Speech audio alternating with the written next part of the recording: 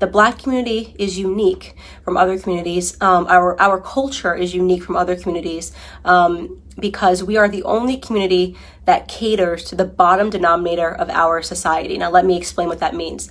It means to say that not every Black American is a criminal, not every Black American is committing crimes, but we are unique in that we are the only people that fight and scream and demand support and justice for the people in our community that are up to no good. You would be hard pressed to find, a Jewish person who has spent 5 stints in prison, who commits a crime and dies while committing a crime, and that the Jewish people champion and demand justice for. You will be hard pressed to find this in white America. You'll be hard pressed to find this even in Latino America.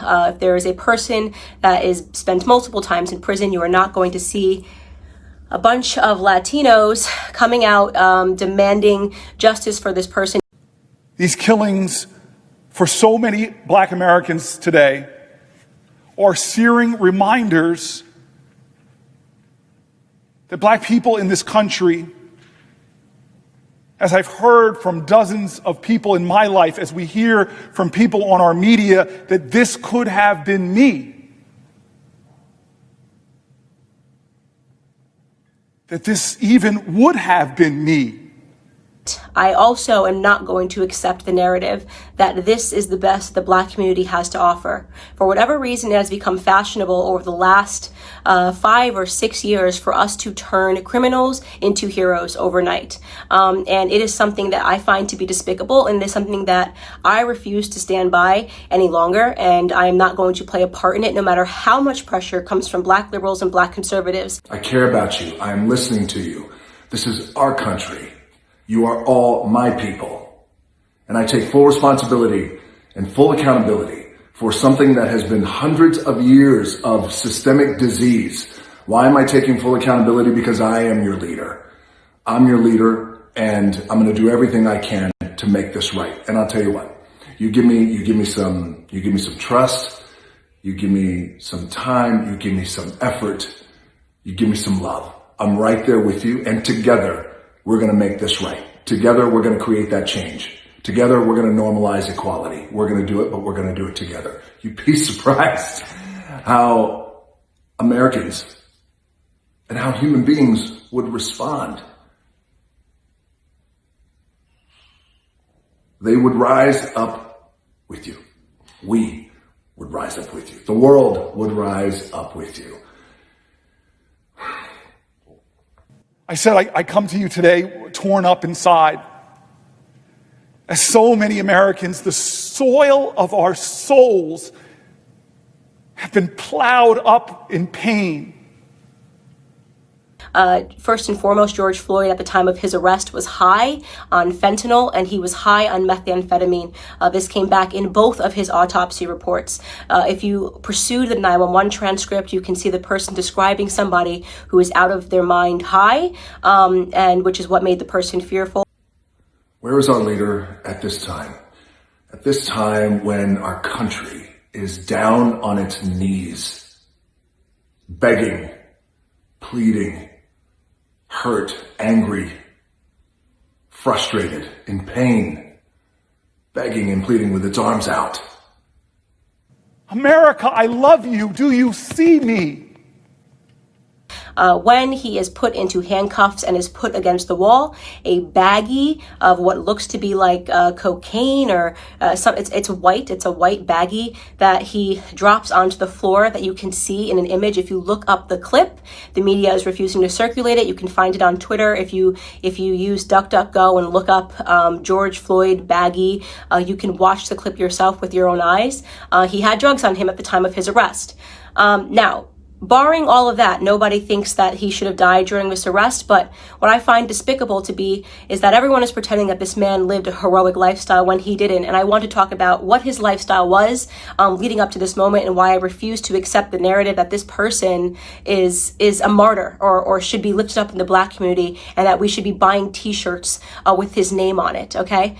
So here we have, first and foremost, let's start from the bottom of his record. And by the way, I am not saying that if you have a record, you don't deserve a second chance. I think people get arrested, and some people can serve time in prison, and I believe in second chances, but I do draw the line when it comes to second, third, fourth, fifth, sixth, seventh, eighth, and ninth chances. 1998, he spent 10 months in prison for theft with a firearm. That was the first prison stint that I could find on him. In 2002, he spent 8 months in prison for a cocaine offense. In 2004, just 2 years later, he spent another 10 months in prison for a cocaine offense. In 2005, he spent another 10 months in prison for having less than 1 gram of cocaine on him again. In 2007, and this was the biggest instant that I had that made me realize this was a horrible human being that I am not going to pretend was a good person. In 2005, a woman who was pregnant received a knock at the door, and she went to the door, and the person pretended to be someone that worked for the water department. So she opened her door and quickly realized that the person at her door did not work for the water department and attempted to slam it. At the moment that she was attempting to slam it, a Ford pulled up and another 5 men jumped out of the car, and one of which was George Floyd, came up to the door and they forced their way inside to her home, inside of her home. Mind you, this woman is pregnant. At that point, George Floyd took out a gun and pressed it to her stomach. She was screaming, begging for her life, and he put her inside of her living room and instructed one of his criminal friends that was with him to watch her and to make sure she didn't leave the living room. So he was playing guard while they ransacked her home looking for drugs and money. They did not find drugs. They ended up taking, I believe, her wallet and her cell phone. Fortunately for her, her neighbor observed what was going on and caught the license plate of the people as they pulled off and called 911. And when 911 was able to, they were able to track down the car of which George Floyd was the driver, and they arrested him. And 2 years later, he was sentenced to 5 years in prison for that instance. Now, you can say the media is portraying it like he was just getting his life together after, being released in 2014 following that incident. He was just getting his life together and moved and was going to start afresh. I'd like to believe all of those things, and there's a gap, and he never got in trouble for 5 years until this incident when the police were called on him again. But you are defying common sense to believe that this person suddenly became an exemplary character but happened to be high on fentanyl and methamphetamine. Just wanting to be heard, begging and pleading and praying for change. Where are you? America, I love you. Do you see me? Where is our compassionate leader who's going to step up to our country, who's down on its knees and extend a hand and say, you stand up. Stand up with me. Stand up with me because I got you. I got you. I got you. I hear you. I'm listening to you. And you have my word that I'm going to do everything in my power and until my dying day, my last breath, to do everything I can to create the change that is needed to normalize equality because Black lives matter. Do you see me? It's that same compassionate leader who has to come back and readdress the country, to give important context, to give important perspective on the comments that were just made. This could have been me. That I am not going to play a part of the broken Black culture that always wants to martyr criminals, who wants to pretend they were these upstanding human beings that just wanted to help society, that just wanted to reach out and uplift society. And he has a rap sheet that is long, that is dangerous. He was an example of a violent criminal his entire life. Okay, up until the very last moment. Now, again, I want to be clear. This is not a defense for Derek Chauvin. No one that I have spoken to, no one in the news is defending Derek Chauvin. He is getting what he has coming to him. Okay, great. But why are we pretending that this criminal should be upheld as a citizen, as a martyr in Black America? A martyr for a fake narrative, by the way. Police brutality, racially motivated police brutality is a myth. Okay, so let's get into that. Not only are we using this death, right, and allowing it to cause these riots and protests, pretending this was some upstanding citizen in the Black community who was tackled down and killed for no reason, right? Not only are we allowing it to inspire riots in which Black people are dying, in which actual upstanding Black citizens are dying. Case in point, I'm sure you guys have all now seen David, the sheriff that just was shot and killed because he was trying to protect a pawn shop. Please look him up if you haven't seen it. I'm blanking on his last name. His first name is David, who was shot and killed for trying to protect a pawn shop from looters. An upstanding citizen, an actual head of a police. He was the head of a police his entire life, 77 years old, did everything right? So we now have to kill upstanding Black citizens because a non-upstanding Black citizen, a career Black criminal, died. Now, did he deserve to die in that manner? No. I can't say it enough. No, he didn't deserve to die in that manner. But I will be damned if the rest of us upstanding Black citizens have to suffer because of this incident that rarely ever happens in America. Of course, all lives matter. Every single one.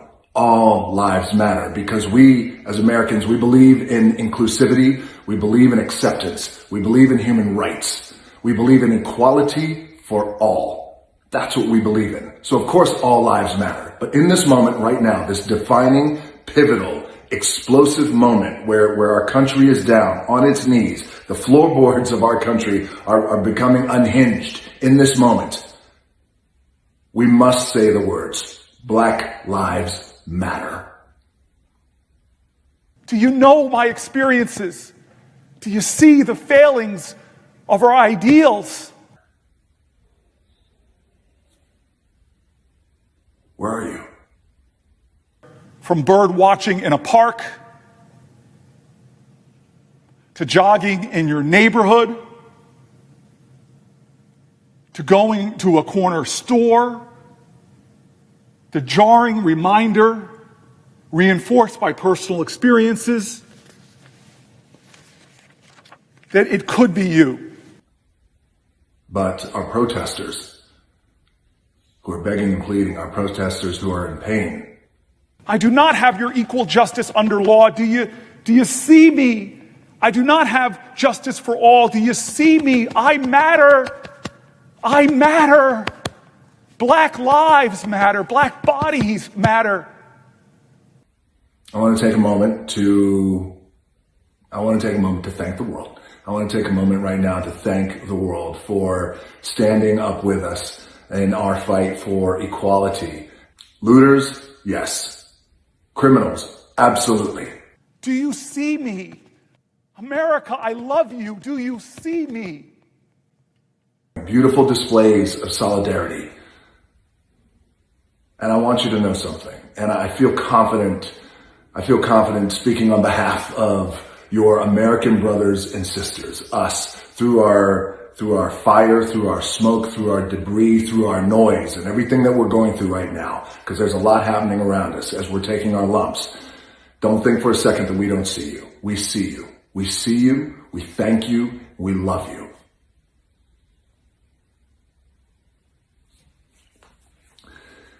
Look, I am like the majority of Americans. I'm not a politician, and I've never clearly been elected to office, and I am not the president of the United States. But I am a man and I am a father who cares so deeply about my family, about my children, and the world that they will live in. I care so deeply about our country and every single person in it. That's who I am. I am a man who is frustrated. I'm disappointed. I'm angry. But I'm also doing my best to stay focused and as calm as I could possibly be in the pocket to make the best decisions for my family and make the best decisions for our country. So as we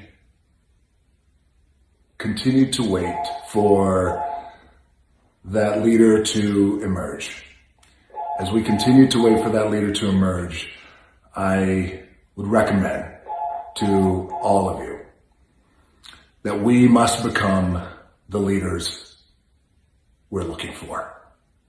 we become our own leaders. Because we're doing it now. We're doing it now. We must become the leaders we are looking for. And I'll ask it one more time. Where are you? Do you know my experiences? Do you see the failings of our ideals? Certainly no excuse to accept a Democrat narrative, okay, that black people are being disproportionately hunted down by police officers because of the color of their skin.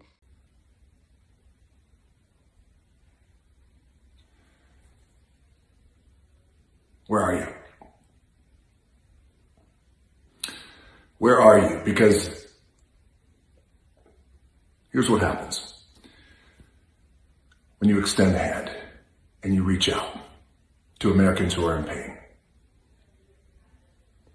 and they stand with you. They stand with you. Here's what happens. The entire country stands and rises as well.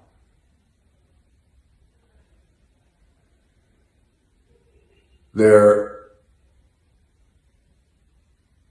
is military force that has been deployed on our own people. Hoping that somehow born out of agony and despair can sprout a new harvest for America. But I confess to you,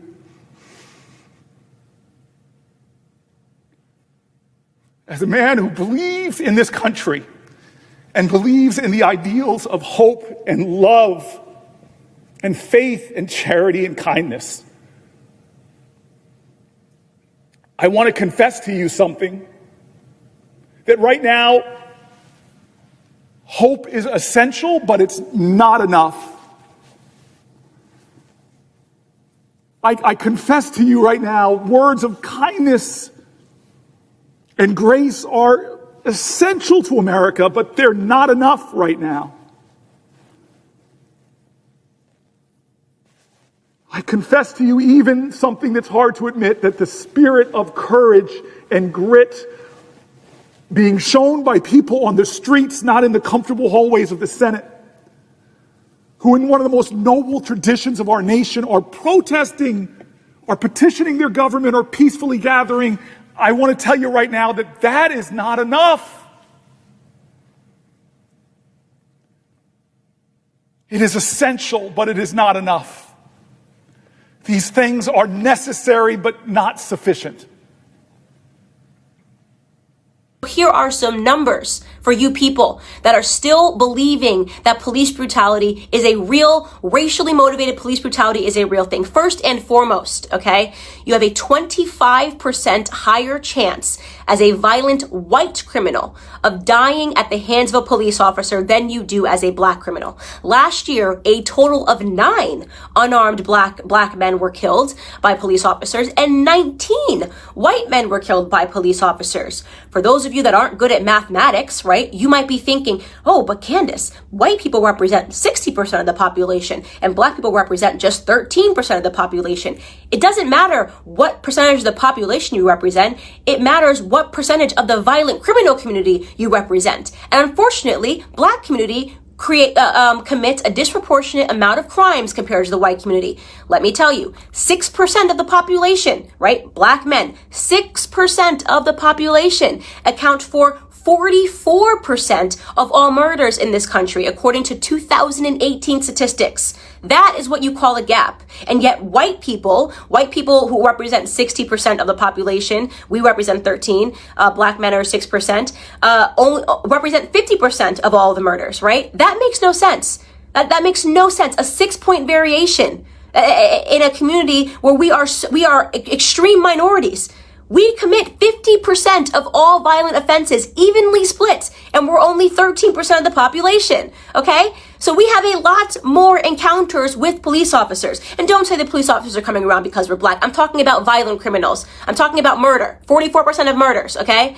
You want to talk about real statistics? The police officers have way more to be fearful of in the black community than the other way around, okay? We commit, on average, a police officer is 18 and a half times more likely to be killed by a black person than the other way around.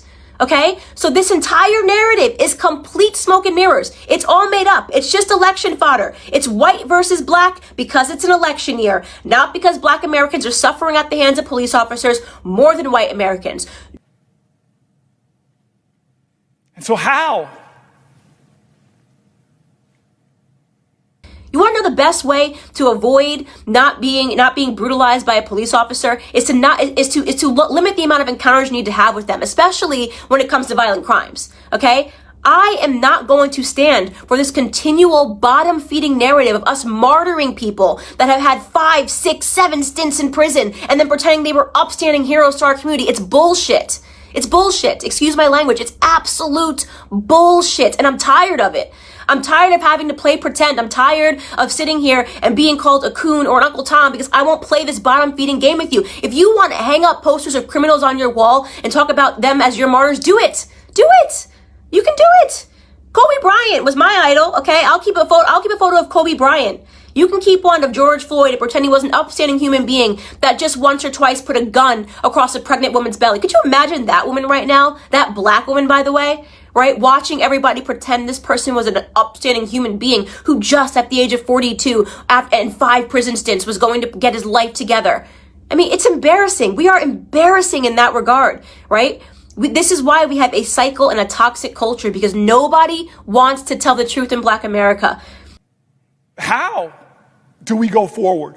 It's so easy to be a victim. It's so easy to ask white people to bow down and apologize and do all these things for us. It's crap. It's crap. It's a lie. It's a farce. Our biggest problem is us, okay? It's why we don't talk about it when black on black crime happens. It's why we don't talk about it when 40 black people are killed in one weekend during Memorial Weekend in Chicago. We don't want to talk about any of that stuff. We don't want to talk about Baltimore. We don't want to talk about New Jersey. We don't want to talk about any of these places where black people are being slaughtered by other blacks, because that would mean that we had to be personally accountable, right? That would mean personal responsibility. We don't do personal responsibility in our community. We don't do it. We blame white people. It's why so many black Americans scream out when you say to them, I care about you. When you say to them, I'm listening to you. You'd be surprised how people would respond, how Americans would respond if you say to them, America, I love you. Do you see me? To hear people at all stations of life, African Americans, saying, I'm alive, but questioning for how long, slipping into